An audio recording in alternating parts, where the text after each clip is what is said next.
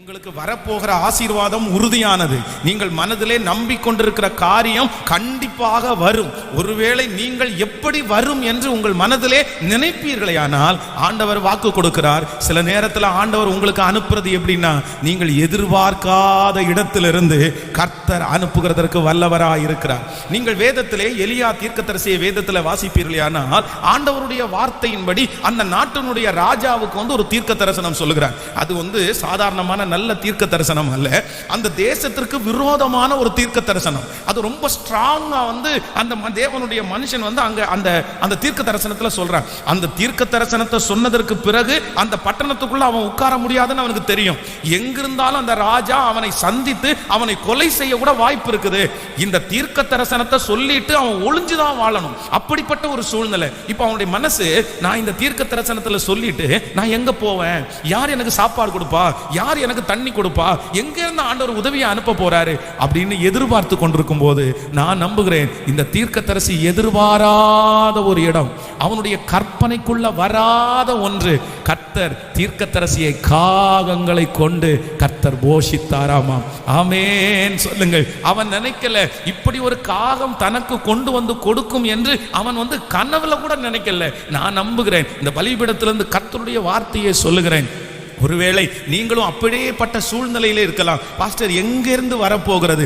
எலியாவை போல ஏற்கனவே இருந்த இடத்துல ஒரு பெரிய சூழ்நிலைக்குள்ள ஆக்கப்பட்டு எல்லா உதவிகளும் உங்களை விட்டு போய் உங்களுக்கு நிறைய எதிர்ப்புகள் மட்டும்தான் உங்களுக்கு விரோதமா இருக்கலாம். அவ்வளவுதான், எப்படி வரும்னே எனக்கு தெரியல என்ற அந்த இருதயத்தோடு இருக்கிற ஒவ்வொரு பிள்ளைகளை பார்த்து கர்த்தர் சொல்லுகிறார், இல்லை, நீ காற்றை காண மாட்டாய், நீ மழையையும் பார்க்க மாட்டாய், ஆனாலும் பள்ளத்தாக்கை தண்ணீரால் நிரப்ப பண்ணுகிற கர்த்தர் வாக்கு கொடுக்கிறார். நீ எதிர்பாராத இடத்திலிருந்து உனக்கு ஒரு உதவியை அனுப்புவேன். சத்தமாய் நம்பி ஆமென் என்று சொல்லுங்கள். நீ ஹalleluya, உன் கற்பனைக்கு எட்டாத, உன் சிந்தைக்கு எட்டாத, ஹalleluya, உங்களுடைய பேச்சுக்கு அடங்காத, நான் நம்புகிறேன் விசுவாசிக்கிறவர்களுக்கு இது கண்டிப்பாக நடக்கும். இது நடக்கும். ஏனென்றால் இந்த வார்த்தையை ருசித்து நான் சொல்லுகிறேன், இந்த வார்த்தையை நான் நம்பி நான் சொல்லுகிறேன். என் தேவனை போல பெரியவர் ஒருவரும் இல்லை. கைகளை அசைத்து ஒரு ஹல்லேலூயா சொல்லலாம். அப்படி ஆண்டவர் நமக்கு வரும் அப்படின்னு கர்த்தர் சொல்றாரு. என்ன சொல்றாரு? வரும். சொல்லுங்க, பக்கத்துல ஒரு 3 பேருடைய கரத்தை பிடிச்சு சொல்லுங்க, நீ நம்புகிறது கர்த்தராலே வரும். சொல்லுங்க, எல்லாரும் சொல்லுங்க, வரும். அது வராதுன்னு 1000 பேர் சொல்லலாம், ஆனா கர்த்தர் வாக்கு கொடுக்கிறார். நீ நம்புகிற உயர்வு வரும், நீ நம்புகிற சம்பள உயர்வு வரும், நீங்கள் நம்புகிற அந்த வீடு உங்களுக்கு வரும், நீங்கள் நம்புகிற அந்த ஆவிக்குரிய வாழ்க்கை உங்களுக்கு வரும். சொல்லுங்க ஆமென் சொல்லுங்கள். நீங்கள் நம்புகிற அந்த சுகம் உங்களுக்கு வரும், நீங்கள் நம்புகிறது போல உங்கள் பிள்ளைகளுடைய வாழ்க்கை ஆசீர்வதிக்கப்படும், நீங்கள் நம்புகிறது போல அந்த பிசினஸ் உங்களுக்கு வரும், நீங்கள் நம்புகிறது போல மற்றவருடைய கண்களுக்கு எட்டாத அந்த காரியத்தை கர்த்தர் செய்வார். நீங்கள் நம்புகிற அந்த குழந்தை பாக்கியம் உங்களுக்கு வரும், நீங்கள் நம்புகிற அந்த திருமண தடைகள் உங்களுக்கு மாறும், நீங்கள் நம்புகிற சகலம் ஹalleluya.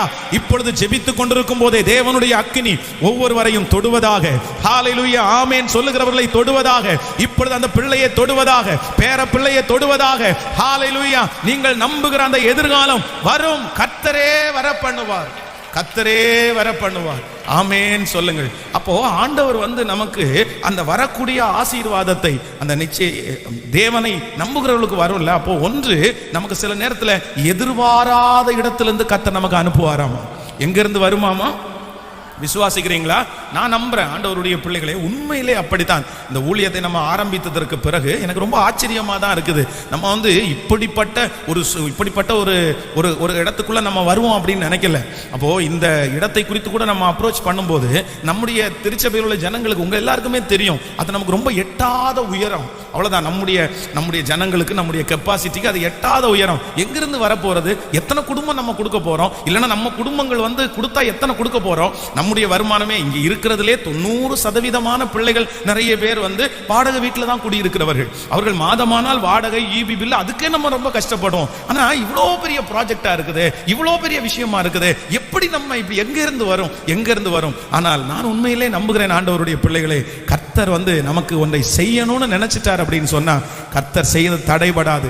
நம்ம கர்த்தர் எங்கே இருந்தாவது, நம்முடைய கண்ணுக்கு தெரியாத இடத்துல இருந்தாவது, ஹalleluya, நம்மை எதிர்பார்க்காத இடத்திலிருந்து கர்த்தர் அந்த உதவியை நமக்கு கொண்டு இந்த காரியத்தை வெற்றியாய் நமக்கு முடிய பண்ண போகிறார். கர்த்தருடைய கரம் அது செய்து முடிக்க போகிறது. அதை நம்முடைய கண்கள் பிரமிப்பாய் பார்க்க போகிறது. பிரமிப்பாய் பார்க்க போகிறது. நான் அந்த வார்த்தையை நம்பிதான் உங்களுக்கு சொல்லுகிறேன். நீங்கள் எதிர்பாராத இடத்திலிருந்து கர்த்தர் உங்களுக்கு அந்த நன்மை வரும் என்று கர்த்தர் வாக்கு கொடுக்கிறார். இரண்டாவதாக நீங்கள் வாசிப்பீர்களே, ஆனால் சில நேரங்களிலே நமக்கு உதவிகளை கர்த்தர் எங்கிருந்து அனுப்புகிறார்னா, நமக்கு விரோதமானவர்களிடத்திலிருந்தே கர்த்தர் அனுப்புவாராமா. ஆமேன் சொல்லுங்க. பக்கத்தில் இருக்கிற கையை பிடிச்சு சொல்லுங்க. சில நேரங்களிலே ஆண்டவர் நமக்கு உதவியை அனுப்பினாருன்னா நமக்கு எதிரானவர்களிடத்திலிருந்து தான் கர்த்தர் அனுப்புவார். நம்முடைய எதிரிகளிடத்திலிருந்து தான் ஆண்டவர் அனுப்புவாராம். ஆமே, விசுவாசிக்கிறீர்களா?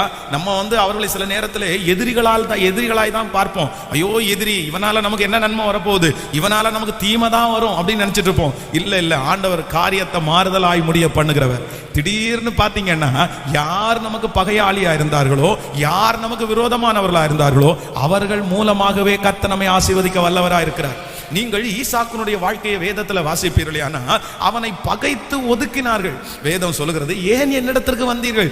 என்ன நீங்க பகைச்சு, ஏற்கனவே என்னுடைய தகப்பனார் தோண்டின துறவை நான் தோண்டின போது நீங்க என்ன விரோதிச்சீங்கல்ல, என் துறவுகள் எல்லாம் தூர்த்து போட்டீங்கல்ல, நீங்க ஏன் இந்த இடத்துல வந்தீங்க? அப்ப அவங்க சொல்றாங்க, நிச்சயமாய் கர்த்தர் உம்மோடு கூட இருக்கிறார் என்று கண்டோம். அதை மட்டும் சொல்லல, இனி எங்களால உங்களுக்கு என்ன பண்ணாது, நன்மையே தவிர தீமை ஒண்ணுமே வராது. நாங்க இனி உங்களுக்கு உதவியா இருப்போம், நாங்க இனி உங்களுக்கு ஹெல்ப்பா இருப்போம். உங்களுக்கு என்ன உதவினாலும் யாரை கூப்பிடுங்க. ஆனா ஈசாக்கு ஏன் அவங்களோட சண்டை போட போகல அப்படின்னா, ஐயோ நம்ம அந்நிய இடத்துல இருந்து வந்திருக்கிறோம், இவங்க எல்லாம் ஒண்ணு சேர்ந்து நம்மளை அடிச்சுட்டாங்க, நம்ம கொன்றுவோம், நம்ம செத்துருவோம் அப்படின்னு நினைச்சான். ஆனா இப்ப அந்த ஜனங்கள் எதிரிகள் என்ன சொல்றாங்கன்னா, உங்க வாழ்க்கையில என்ன தேவைன்னாலும் எங்களை கூப்பிடுங்க, நாங்க நிக்கிறோம். அப்ப நான் என்ன நம்புறேன், அந்த ஜெபத்துல இருக்கிற ஆண்டவருடைய பிள்ளைகளை கர்த்தர் உங்களுக்கு வாக்கு கொடுக்கிறார். இன்றைக்கு எதிரியா இருக்கிற சிலரை கொண்டுதான் கர்த்தர் உங்களுக்கு உதவிகளை கர்த்தர் அனுப்ப போகிறார். எத்தனை பேர் ஆமோதிக்கிறீர்கள்? இன்றைக்கு உங்களுக்கு எதிராக இருக்கிற அந்த மேனேஜரை கொண்டுதான் சில நேரத்தில் கர்த்தர் உங்களுக்கு உயர்வை கர்த்தர் கட்டளையிட போகிறார். இன்றைக்கு உங்களுடைய பக்கத்திலே உங்களுக்கு ரொம்ப மனமடிவா இருக்கிறவர்களை கொண்டுதான் கர்த்தர் நன்மையை கர்த்தர் செய்ய போகிறார். அந்த எதிரியை குறித்து நீங்கள் கவலைப்பட வேண்டிய அவசியம் இல்லை. என் தேவனாகிய கர்த்தர் வாக்கு கொடுக்கிறார். அந்த மனிதன் மூலமாகவே, அந்த குடும்பத்தின் மூலமாகவே நமக்கு உதவியை அனுப்புவது கர்த்தருக்கு. கையை உயர்த்தி நம்புறேன்னு சொல்லுங்க பார்க்கலாம், சத்தமாய் சொல்லுங்க, ஆண்டவரே இது நடக்க போகிறது. அவன் உங்களுக்கு கை கொடுக்க போகிறார்கள். அவர்கள் சில காரியத்தில் உங்களுக்கு ஹெல்ப்பா இருக்க போறாங்க. ஆமென். சத்தமாய் ஹalleluya. என் தேவனாகிய கர்த்தர் செய்ய நினைத்தது தடைபடவே தடைபடாது, தடைபடவே தடைபடாது. ஆமென் சொல்லுங்க. கர்த்தரை போல நல்லவர் ஒருவரும் இல்லை. ஆமென். ஒரு விசை நம்முடைய திருச்சபைக்காக வாங்கின ஒரு சின்ன இடத்தை விற்று அதை இந்த ஊழியத்திற்கு போட வேண்டிய ஒரு சூழ்நிலை வந்தது.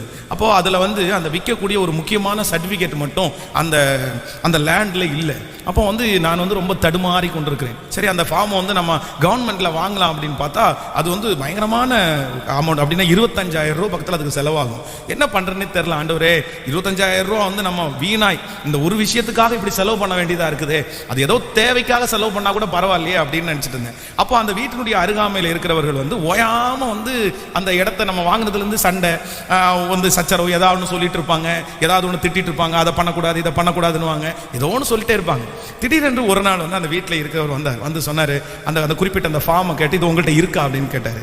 அப்போ நான் என்ன சொன்னேன் அப்படின்னா, இல்லை நான் அதுக்காக ட்ரை பண்ணிட்டு தான் இருக்கேன் அப்படின்னு சொன்னேன். உடனே அவர் என்ன சொன்னார்னா, என்னுடைய லேண்டை நான் விற்க வேண்டியது இருக்குது, அதனால அந்த ஃபார்ம் எடுக்கணும், ஒன்றும் பண்ணலாமா, நீங்கள் விற்கக்கூடியவங்களா என்னன்னு எனக்கு தெரியல, ஆனால் அது இருந்தால் உங்களுக்கும் நல்லது தான், பாதி பணம் போட்டு அந்த இதை வாங்கலாமா அப்படின்னு கேட்டார். நான் பாதி போட்டுக்கிறேன், நீங்கள் பாதி போடுங்க அப்படின்னு. உடனே நான் சொன்னேன், அப்படியா பாதியா அப்படின்னு கேட்டேன். பரவாயில்ல சார், நீங்கள் பாதி இல்லைனா கூட ஒரு 5,000 ரூபா கொடுத்துறீங்களா அப்படின்னு கேட்டேன். 5,000 கொடுக்க முடியுமா அப்படின்னு கேட்டேன். அப்போ நான் சொன்னேன், தாராளமாக தர்றேன் அப்படின்னு. ஸோ 25,000 ரூபா அப்படியே செலவு பண்ண வேண்டியது இப்போ எவ்வளோ ரூபாய் முடிஞ்சிச்சு. அவர் பார்த்தீங்கன்னா அந்த ஃபார்ம் வாங்கிட்டு வந்துட்டார். அப்போ நான் நம்புகிறேன், ஆண்டவர் சொன்ன வார்த்தை நமக்கு அப்படியே நிறைவேறும். ஹல்லேலூயா. சில நேரத்தில் ஆண்டவர் நமக்கு உதவியை எங்கே தான் வச்சிருப்பாருன்னா, எதிரிட்ட தான் வச்சிருப்பாரு. ஆமேன்னு சொல்லுங்கள். எதிரி இருப்பது நமக்கு அழிவல்ல, சில நேரத்தில் அவங்க இருக்கிறது தான் நமக்கு பாதுகாப்பும் கூட. ஆமோதிக்கிறீங்களா இல்லையா? அதனால எதிரியை குறித்து நீங்கள் கவலைப்பட வேண்டிய அவசியம் இல்லை.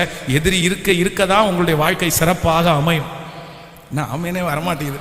நான் வந்ததே 21 நாள், எதிரி போயிட்டு ஆண்டவரே அப்படின்னு தானே வந்தேன் அப்படின்னு. இல்லை, ஆண்டவர் நம்மளை ரொம்ப ஆக்டிவாக வைக்கணும் அப்படின்னா கண்டிப்பாக நமக்கு சுற்றி சில சூழ்நிலைகளை வச்சாதான் நம்ம ஒழுங்காக ஜெபமே என்ன பண்ணுவோம், சொல்லுங்களேன். பக்கத்து வீட்டுக்கார அம்மா சண்டை போடலைன்னா நம்மளுக்கு ஜெபமே வராது. அப்படி இருந்தால் தான் ஜெபத்தில் கண்ணீரே வரும் சில நேரத்தில். அதனால எதிரிகள் நம்மை சுற்றி இருப்பது தீமைக்கு அல்ல, கண்டிப்பாக சொல்கிறேன் அது நன்மைக்கே.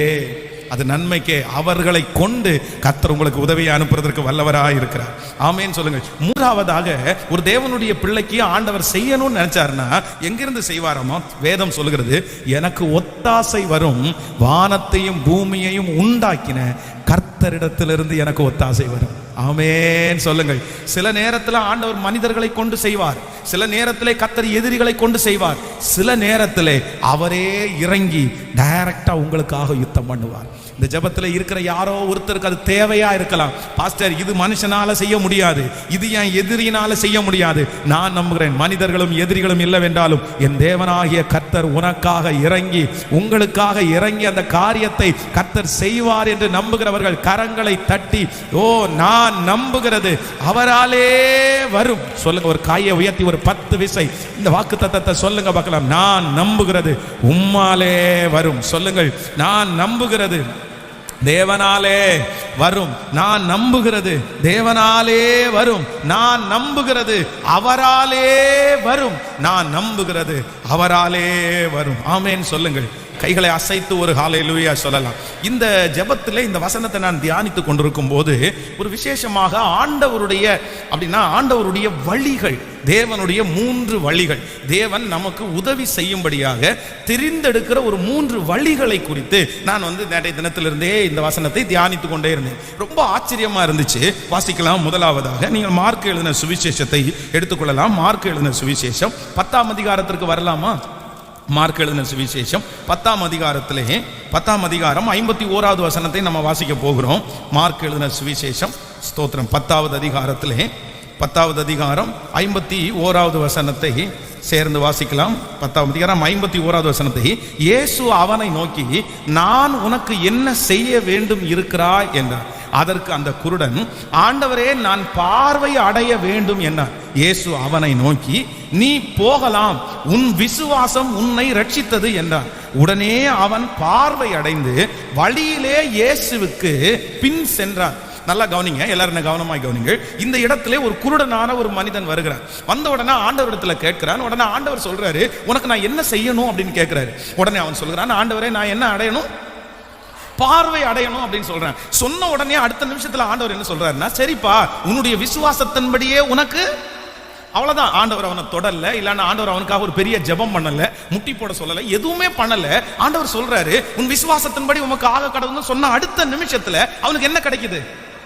பார்வை கிடைக்குது. நெக்ஸ்ட் அடுத்ததாக இன்னொரு வசனத்தை கூட வாசிக்கலாம். மார்க்கு 8ஆம் அதிகாரத்துக்கு நீங்கள் வாருங்கள். 8ஆம் அதிகாரத்திலே நம்ம அப்படி 21வது வசனத்திலிருந்து வாசிக்கலாம். அப்படியானால் நீங்கள் உணராதிருக்கிறது எப்படி? பின்பு அவர் பெத்சாயிதா ஊருக்கு வந்தார். அப்பொழுது ஒரு குருடன் அவரிடத்திற்கு வந்து ஆண்டவரை தொடும்படி அவரை வேண்டிக் கொண்டான். அவர் குருடனுடைய கையை பிடித்து அவனை கிராமத்திற்கு வெளியே அழைத்து கொண்டு போய் அவன் கண்களில் உமிழ்ந்து அதன் மேல் கைகளை வைத்து, எதையாகிலும் காண்கிறாயா என்று கேட்டான். அவன் ஏறிட்டு பார்த்து, நடக்கிற மனுஷரை மரங்களை போல காண்கிறேன் என்றான். பின்பு அவர் மறுபடியும் அவன் கண்களின் மேல் கையை வைத்து அவனை ஏறிட்டு பார்க்கும்படி செய்தான். அப்பொழுது அவன் சொஸ்தம் அடைந்து யாவரையும் தெளிவாய் கண்டான். ஹலோ கவனிங்க. ஃபர்ஸ்ட்ல ஒரு குருடன் வருகிறான். ஆண்டவரே நான் பார்வை அடைய வேண்டும் என்று கேட்கிறார். அவனுக்கு ஆண்டவர் என்ன பண்றாரு சொல்லுங்க? அப்படி எப்படி கொடுக்குறாருன்னா, அவ்வளவுதான், உன் விசுவாசம் உன்னை, அவ்வளவுதான் வார்த்தையை சொல்றாரு. உடனே ரட்சிப்பு உண்டாயிருது, கண்கள் திறக்கப்பட்டு கர்த்தருக்கு அவன் பின் சென்றான். நம்பர் 2. ரெண்டாவது, இப்ப அதே மாதிரி ஒரு குருடன் வருகிறான். ஆண்டவரை பார்த்து, உனக்கு என்னப்பா வேணும்னு கேட்கிறாரு. எனக்கு என்ன அடையணும்? உடனே ஆண்டவர் என்ன பண்றாருன்னா, உமிழ்ந்து அதை எடுத்து அவனுடைய கண்களில் வைத்து தொட்டு, இப்ப ஆண்டவர் கேட்கிறார், என்னத்தை காண்கிறாய் அப்படின்னு. ஃபர்ஸ்ட் அவனுக்கு சரியா தெரியல. சோ 2வது டைம் ஆண்டவர் வைக்கிறாரு. 2வது டைம் சொல்றது அவனுக்கு தெளிவா தெரிஞ்சிச்சு அப்படின்னு. இப்போ இன்னொரு வசனத்தை கூட நீங்க வாசிங்க. யோவான் எழுதின சுவிசேஷத்திற்கு வாருங்கள். யோவான் எழுதின சுவிசேஷம் நீங்கள் 9ஆம் அதிகாரத்திலே 6வது வசனத்தை வாசிக்கலாமா? 9ஆம் அதிகாரம் 6வது வசனத்தை வாசிப்பீர்களே. ஆனால் இவைகளை சொல்லி அவர் தரையிலே துப்பி உமிழ்நீரினால் சேர் உண்டாக்கி அந்த சேற்றை குருடனுடைய கண்கள் மேல் பூசி, நீ போய் சீலோவாம் குளத்திலே கழுவு என்றார். சீலோவாம் என்பதற்கு அனுப்பப்பட்டவன் என்று அர்த்தமாம். அப்படியே அவன் போய் கழுவி பார்வை அடைந்தவனாய் திரும்பி வந்தான். ஹலோ கவனிங்க. ஃபர்ஸ்ட் நோய் வந்து 3 பேருக்கும், சத்தமா சொல்லுங்க, தேவை 3 பேருக்கும் ஒரே மாதிரி தேவை, ஒரே மாதிரி தான் அவங்களுக்கு பிரச்சனை.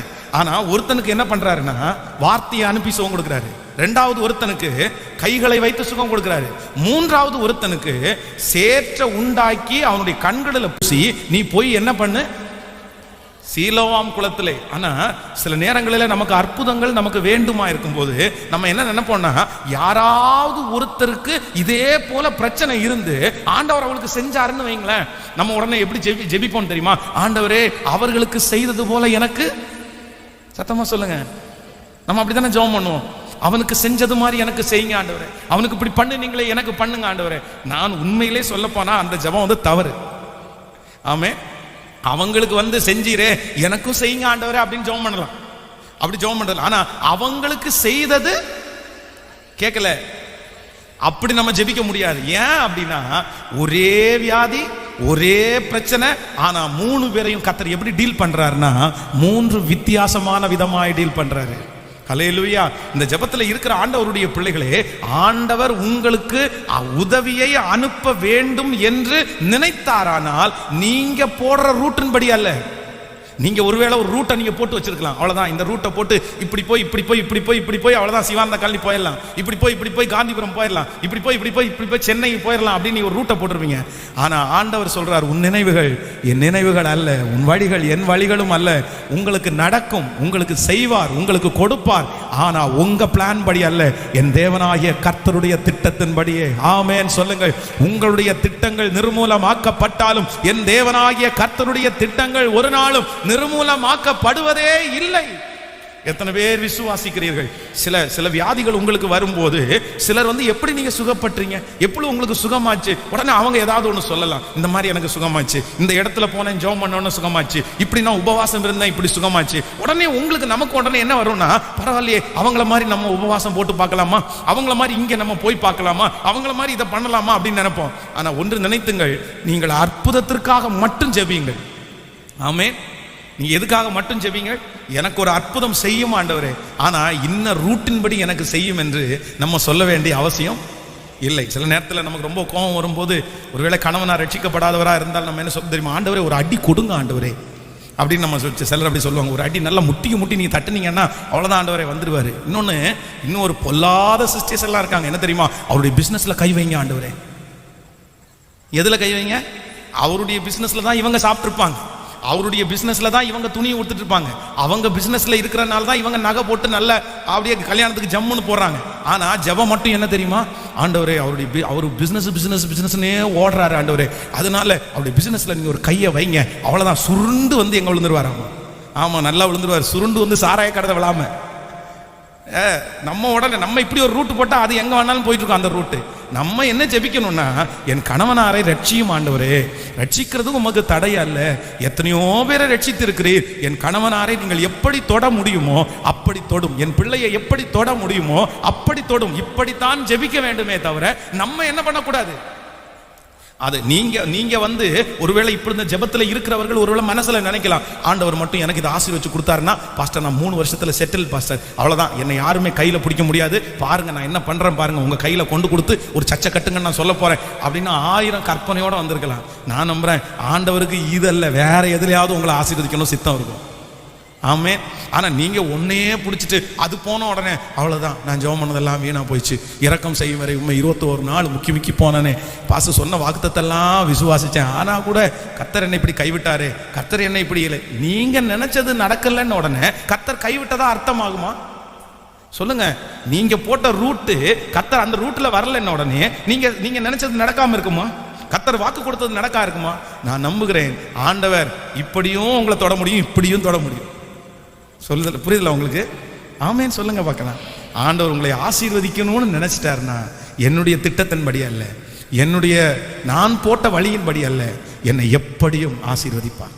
இன்னைக்கு நான் நம்புகிறேன் நீங்கள் போட்ட நிறைய பாதைகள் ஒருவேளை இன்னைக்கு அடைக்கப்பட்டு கிடக்கலாம். நான் இந்த மாதிரி நினைச்சிருந்தேன் பாஸ்டர், இந்த வருஷத்துல இதை செய்யணும், இந்த வருஷத்துல இப்படி பண்ணணும், இங்க போகணும், இதை பண்ணணும், அப்படியெல்லாம் நீங்க ஒரு பெரிய ரூட்டு போடலாம்.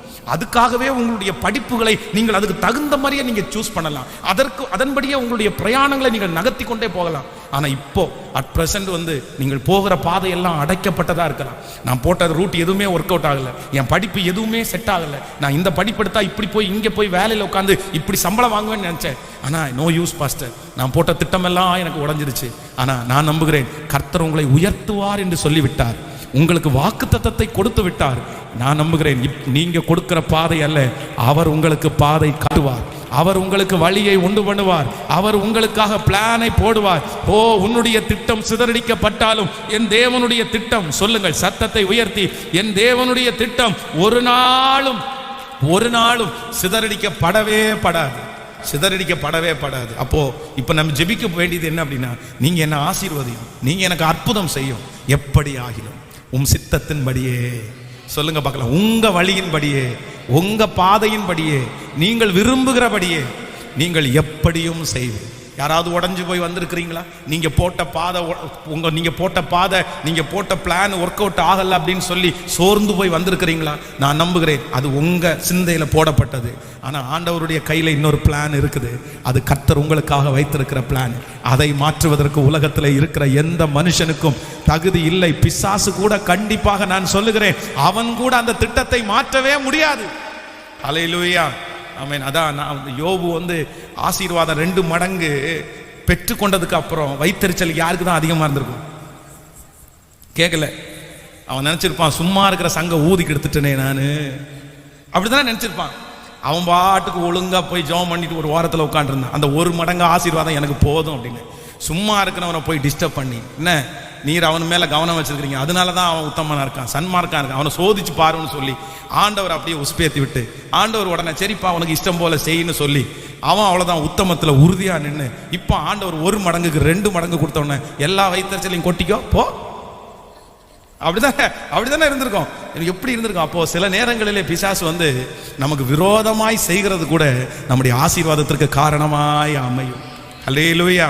அதனால நீங்க வந்து அதை குறிச்செல்லாம் பிசாசு சோதிக்கிறதை குறித்து வருத்தப்படாதீர்கள். உங்கள் திட்டங்கள், உங்க டிராயிங் வந்து கண்டிப்பாக ஃபெயிலியர் ஆகலாம், உங்க டிராயிங்ல கண்டிப்பா மிஸ்டேக் வரலாம். ஆனா நான் நம்புறேன் ஆண்டவர் உங்களுக்காக போட்ட பாதையில கண்டிப்பா என்ன வராது. சத்தமா சொல்லுங்க, வருமா? கேட்கல, பக்கத்துல கையை பிடிச்சு சொல்லுங்க, கண்டிப்பா வராது, கண்டிப்பா வராது. அதான் நீங்க ஒரு வசனத்தை வாசிக்கணும். யாத்ராகமம் 13ஆம் அதிகாரத்தை எடுங்களேன்.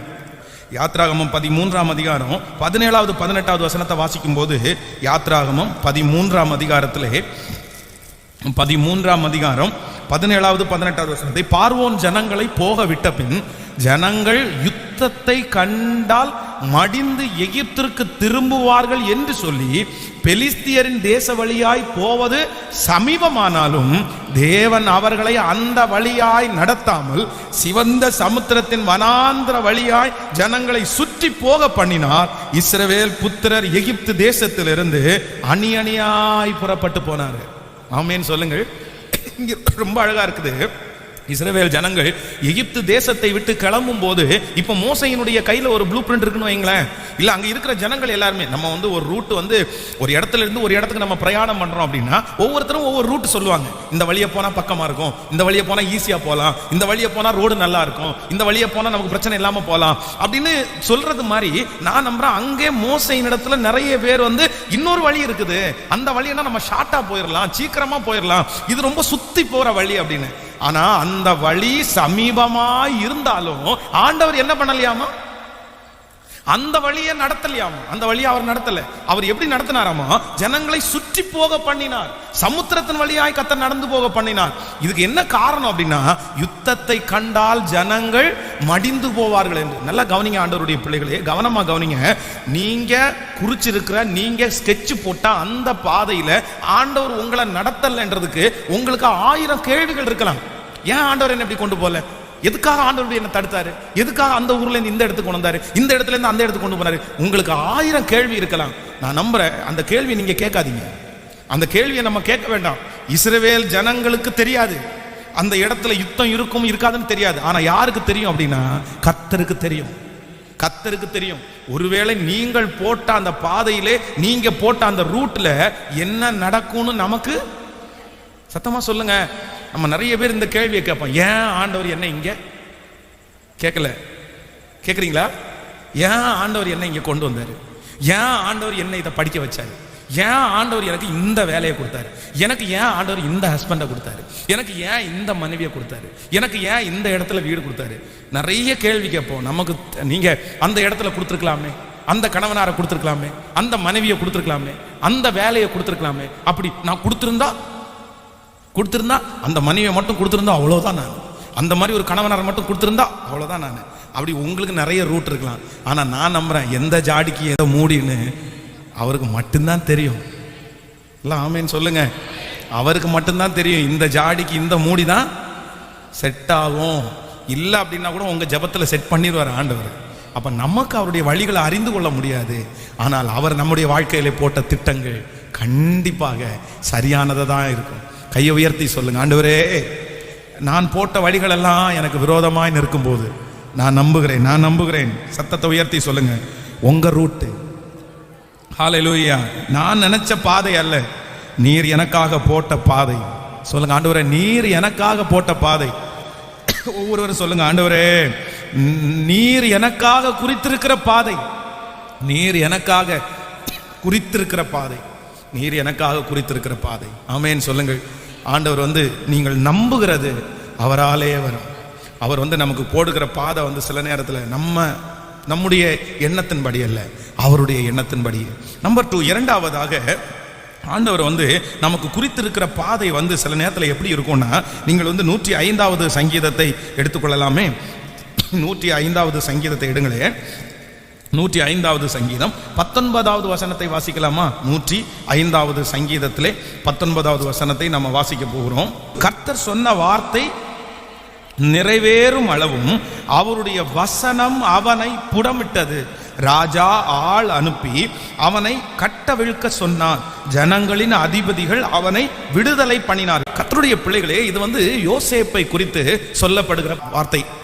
அப்போ ஆண்டவர் அவனுக்கு ஒன்றை குறித்திருந்தார். ஆண்டவர் அவனுக்கு ஒன்று நிச்சயம் பண்ணி இருந்தார். அப்படின்னா அவன் ஒன்றை நம்பி இருந்தான். அவன் நம்பி இருக்கிறதை கர்த்தர் அவனுக்கு கொடுக்கணும்னு சித்தம் கொண்டாரு. ஆனா அவனுக்கு ஆண்டவர் வைத்திருந்த இரண்டாவது பெரிய பாதை என்ன அப்படின்னா, கர்த்தர் சுலபமான பாதையிலே அல்ல, கடினமான பாதையிலே கர்த்தர் அவனை நடத்தினார். ஆமேன் சொல்லுங்க. சில நேரங்களிலே ஆண்டவர் நமக்காய் முன்குறித்திருக்கிறது, இல்லைன்னா நமக்காக ஆயத்தம் பண்ணி இருக்கிறது, நமக்காக கர்த்தர் கொடுத்திருக்கிற ஒன்று அவராலே வரும்.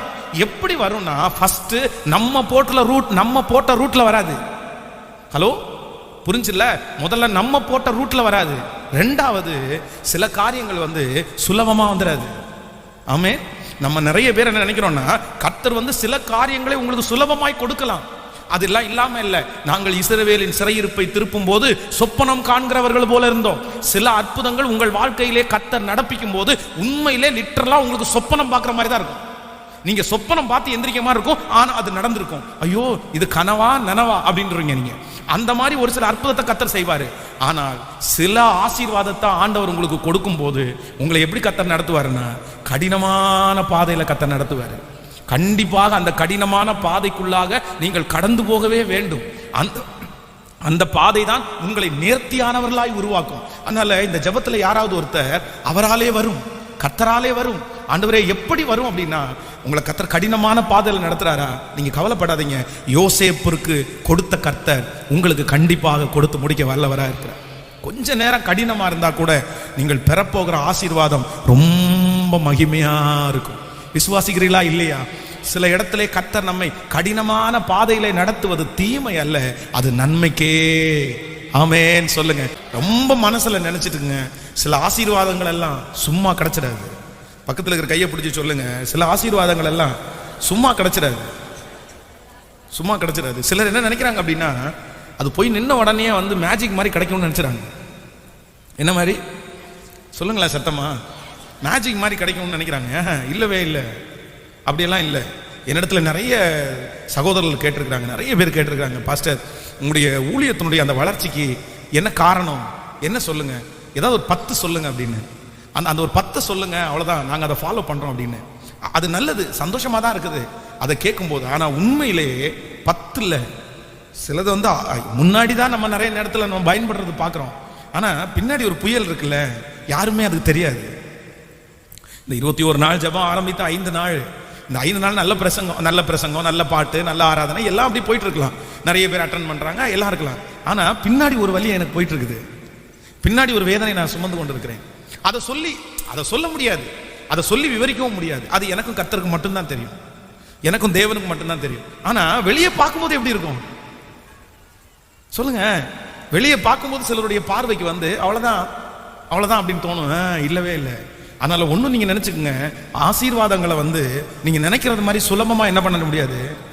இது என்னோட இந்த ஜெனரேஷனுக்கு சொல்றேன், வாலிப தம்பிக்கு தங்கச்சிங்க சொல்றேன். உங்க அப்பா அந்த ஆசீர்வாதத்தை பெற்றிருக்கிறாருன்னா சுலபமா பெறல. உங்க அம்மா அந்த ஆசீர்வாதத்தை சுலபமா பெறல. உங்களை சுற்றி இருக்கிறவர்கள் அந்த ஆசீர்வாதத்தை சுலபமா பெறல. நான் அம்மாவுடைய ஆசீர்வாதம் உங்களுக்குள்ள இருக்கிறதுனால, அப்பாவுடைய ஆசீர்வாதம் இருக்கிறதுனால நீ அந்த அளவுக்கு நீங்கள் பாடுபட வேண்டாம். ஆனா சுலபமா கிடைச்சா சில நேரத்தில் நீங்க உதறி தள்ளிடுவீங்க. அதனால கடினமான பாதையில சில நேரத்தில் கர்த்தர் நடத்துகிறதற்காக கர்த்தருக்கு ஸ்தோத்திரம் பண்ணுங்க. ஆமென் சொல்லுங்கள். அல்லேலூயா.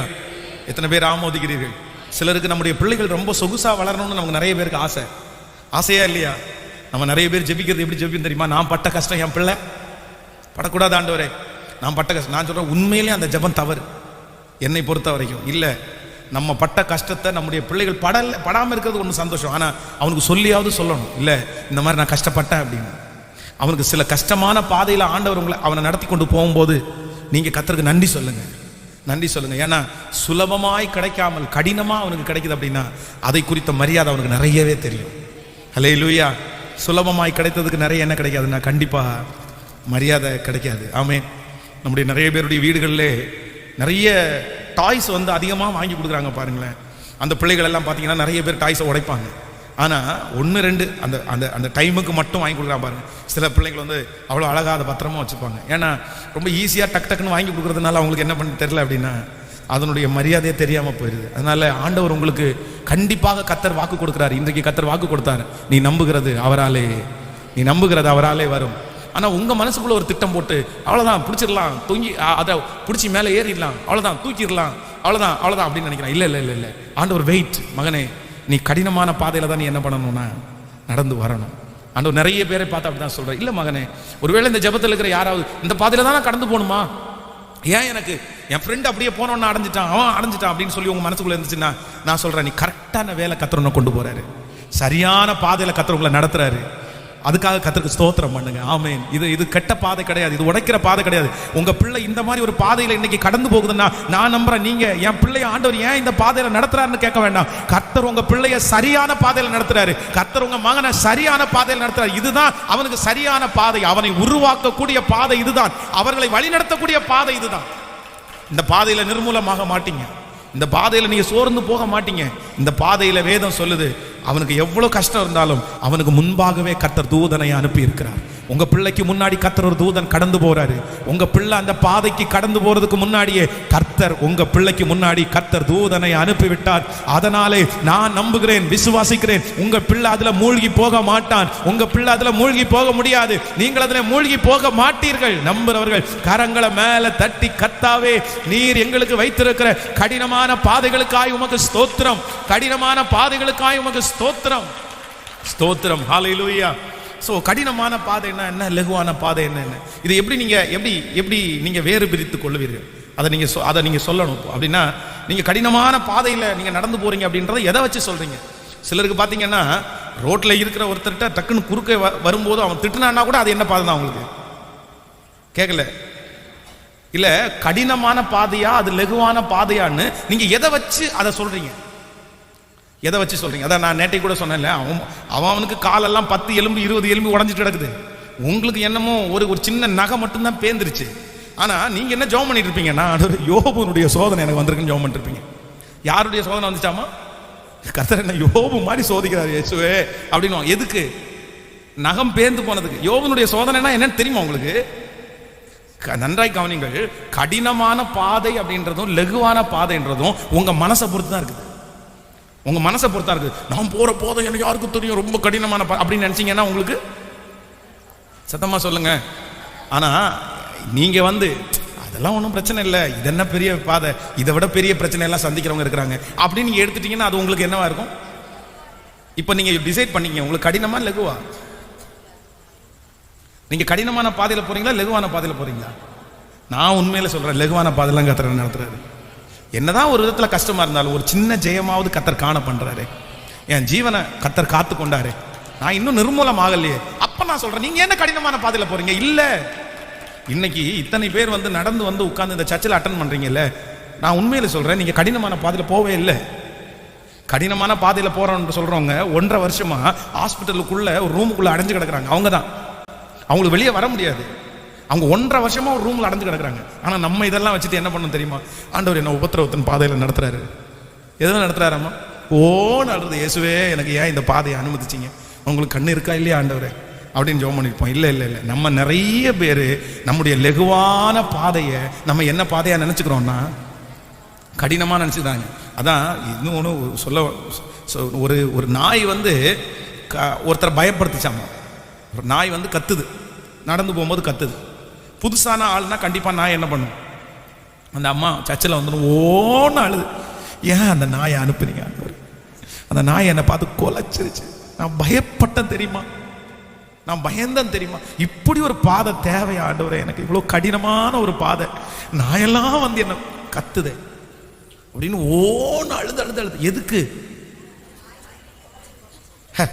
ஏசுக்கு நாமத்தில் சொல்லி ஒரு கல்லை தூக்கினாலே அது என்ன பண்ணிட போகுது?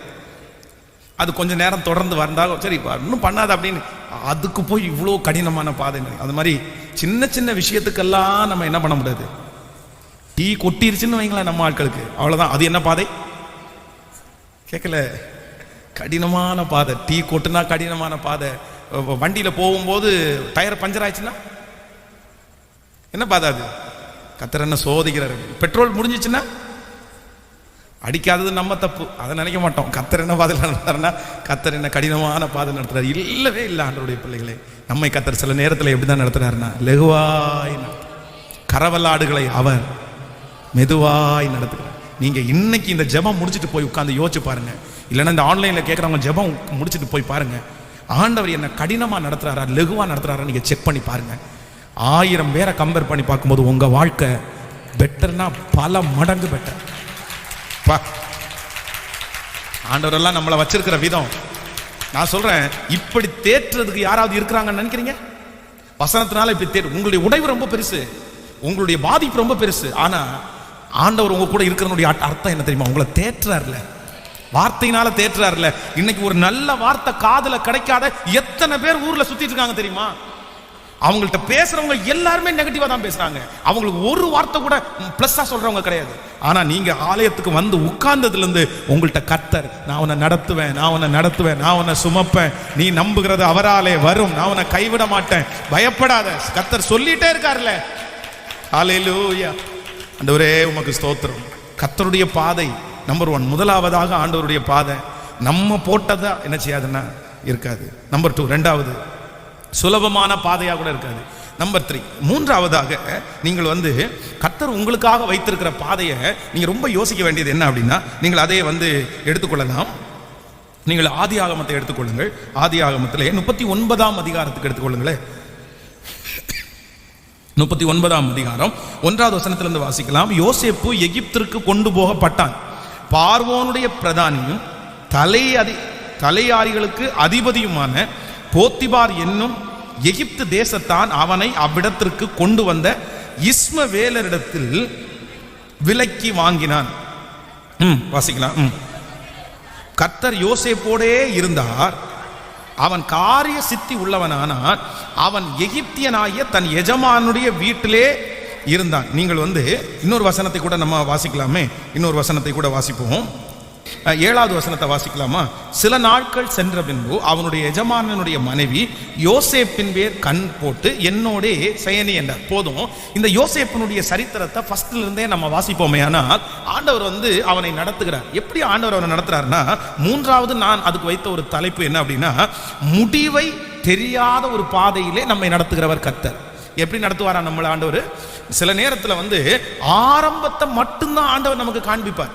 ஆற துவங்குறத மட்டும்தான் கர்த்தர் சொல்றார். ஆனா இடையிலே நீங்கள் நடக்க வேண்டிய சில பாதைகளை ஆண்டவர் இடையில என்ன பண்ண மாட்டாருன்னா காண்பிக்கவே மாட்டார். சில மனிதர்களுக்கு ஆரம்பத்தை காமிக்கிறாரு, உனக்கு முடிவில் இப்படிப்பட்ட ஒரு வெற்றியை நான் உனக்கு தருவேன்னு கர்த்தர் சொல்லுவாரு. ஆனால் இடைப்பட்ட பகுதியிலே ஆண்டவர் நடத்துகிற அவங்க வாழ்க்கையிலே வருகிற எதையுமே ஆண்டவர் என்ன பண்ண மாட்டாருன்னா சில நேரத்தில் அந்த பாதையை கர்த்தர் காண்பிக்கவே மாட்டார். அப்போ நம்பர் 3, முதலாவதாக நம்முடைய வாழ்க்கையில ஃபர்ஸ்ட் ஆண்டவர் எந்த பாதை அப்படின்னா நம்ம அவருடைய பாதை, நம்ம போட்ட பாதை அல்ல, அவருடைய பாதையிலே நமக்கு வெற்றி இருக்கிறது. இரண்டாவது கடினமான பாதையிலே கர்த்தர் நம்மளை கொண்டு போய் நம்மை வெற்றி சிறக்க பண்ணுகிறார். மூன்றாவது ஒன்று நினைத்துக் கொள்ளுங்கள், ஆரம்பத்தையும் முடிவையும் காண்பிக்கிற கர்த்தர் இடையிலே கடந்து போகிற பாதையை கர்த்தர் காண்பிக்கிறது இல்லை, ஆனால் அதன் நடுவிலே நடத்தி தான் கர்த்தர் வெற்றியை கொண்டு போக போறார். அல்லேலூயா. சில நேரத்துல இந்த இடைப்பட்ட காலத்தை நம்மளால கணிக்க முடியாது. இந்த இடைப்பட்ட காலத்துல என்ன நடக்கும்னு நமக்கு தெரியாது. இந்த இடைப்பட்ட காலத்திலே நம்ம மரிச்சிட்டோம், நம்ம செத்துட்டோம், நம்ம அந்த லக்க அடையவே முடியாது அப்படின்ற ஒரு சூழ்நிலைக்கு நம்ம நிறைய பேர் தள்ளப்படுவோம். ஆனா நான் நம்புறேன், தேவன் உங்களுக்காக குறித்திருக்கிறது கண்டிப்பாக நிறைவேறாமல் போகவே போகாது. ஒருவேளை இந்த ஜெபத்துல இருக்கிற நிறைய பேரை கர்த்தர் இந்த இடைப்பட்ட பகுதியில தான் நீங்க இருக்கலாம். இந்த இடையில கர்த்தர் ஆரம்பத்தையும் உங்களுக்கு காமிச்சிட்டாரு, கர்த்தர் முடிவையும் காமிச்சிட்டாரு. உன்னை நான் இப்படி பண்ண போறேன், இப்படி நடத்த போறேன், உன் குடும்பத்தை ஆசீர்வதிப்பேன், வாக்குத்தத்தத்தை கர்த்தர் கொடுத்துட்டே இருக்கலாம். ஆனா இந்த இடைப்பட்ட காலம் இப்படி இருக்கும் என்று எனக்கு தெரியவே தெரியலையே, அப்படின்னா நான் இந்த பாதையை ஆரம்பிச்சிருக்கவே மாட்டேனேன்னு நீங்க சொல்லலாம். ஆனா நான் நம்புகிறேன், இந்த இடைப்பட்ட பகுதியிலே என் தேவனாகிய கர்த்தர் உங்களுக்கு துணையாய் நிற்பார். உங்களோடு கூட கர்த்தர் வருவார். இந்த இடைப்பட்ட பகுதியிலே எத்தனை புயல்கள் வந்தாலும், எத்தனை மனிதர்கள் வந்தாலும், எத்தனை சோதனைகள் வந்தாலும் கண்டிப்பாக கரங்களை தட்டி நீங்கள் நிர்மூலமாவது இல்லை. என் தேவனாகிய கர்த்தர் உங்களை கொண்டு துவங்கினவர் கடைசி வரையிலும் முடிக்கிறதற்கு வல்லவராய் இருக்கிறார். ஆமென் சொல்லுங்க. ஹல்லேலூயா. நீங்கள் நம்புகிறது அவராலே வரும். சொல்லுங்க பார்க்கலாம், கையை உயர்த்தி, நான் நம்புகிறது அவராலே வரும், நான் நம்புகிறது என் தேவனாலே வரும். வரும், நிச்சயம் வரும். ஒரு நாள் வரும், அதை நான் பார்ப்பேன். வரும், எனக்கு கொடுக்கப்பட்டிருக்கிறது வரும், நான் நினைத்தது வரும். ஹல்லேலூயா. நான் ஜெபித்தது வரும், நான் ஆசைப்பட்டது வரும். ஓ ஹல்லேலூயா. நான் உபவாசம் இருந்து கேட்டது வரும். நீ நம்பினது, நான் நம்பினது அவராலே வரும். சோ எப்படி வரும்னா, ஒண்ணு நம்ம போட்ட பாதையில் அல்ல, கர்த்தர் போட்ட பாதையிலே வரும். நம்பர் 2 எப்படி வரும் அப்படின்னு சொன்னா, நான் நம்புறேன் கடினமான பாதைகளை கடக்கும் போது நீங்க நம்பினது வரும். மூன்றாவதாக முதலையும் கடைசியையும் காண்பித்து இடைப்பட்ட அந்த சோதனையின் காலத்தில் கடந்து போகிற உங்களுக்கு அந்த காலம் வரும். ஆமென் சொல்லுங்க. நான் விசுவாசிக்க போறேன். என்ன விசுவாசிக்க போறேன்னா, நான் நம்புகிறது என் தேவனாலே. ஆமென் சொல்லுங்க. நீங்க அறிக்கை செஞ்சுட்டே இருங்க, அறிக்கை செஞ்சுட்டே இருங்க. நான் நம்புகிற சந்தோஷம் வரப்போகுது. ஹல்லேலூயா. நான் நம்புறது மாதிரி என் பிள்ளைய கர்த்தர் தலையை நிமிர பண்ண போகிறார். நான் நம்புகிறது மாதிரி ஒரு குழந்தை பாக்கியத்தை கர்த்தர் எனக்கு தரப்போகிறார். ஆபிரகாமுக்கு சொன்னார் அல்லவா, ஆபிரகாம் நம்பினான், கர்த்தர் அவனுடைய நம்பிக்கையை கனம் பண்ணினார் அல்லவா. அவன் நம்பினது கர்த்தரால் வருமானால், இந்த சத்தத்தை கேட்கிற தேவ ஜனமே, நீ நம்புகிறது கர்த்தரால் வரும். நீங்கள் நம்புகிறது கர்த்தரால் வரும். அப்படியே எழுப்பி நிற்கலாமா, கர்த்தரிடத்துல கேட்கலாம். ஹல்லேலூயா.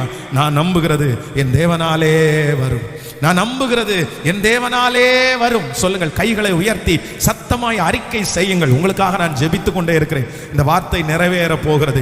நீங்கள் நம்புகிறது பல வருடங்களாய் வரவில்லை, ஆனா கர்த்தர் இந்த வார்த்தையை திரும்ப ஞாபகப்படுத்துகிறார். இல்லை, நீ நம்புகிறது வரும், நீ நம்புகிறது வரும்.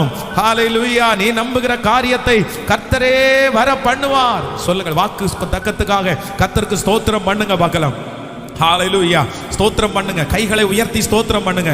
நீங்கள் நம்புகிற என்னெல்லாம் உங்களுக்கு வரணும்னு நினைக்கிறீங்களோ அதெல்லாம் சொல்லி சொல்லி கர்த்தருக்கு மகிமைப்படுத்துங்க.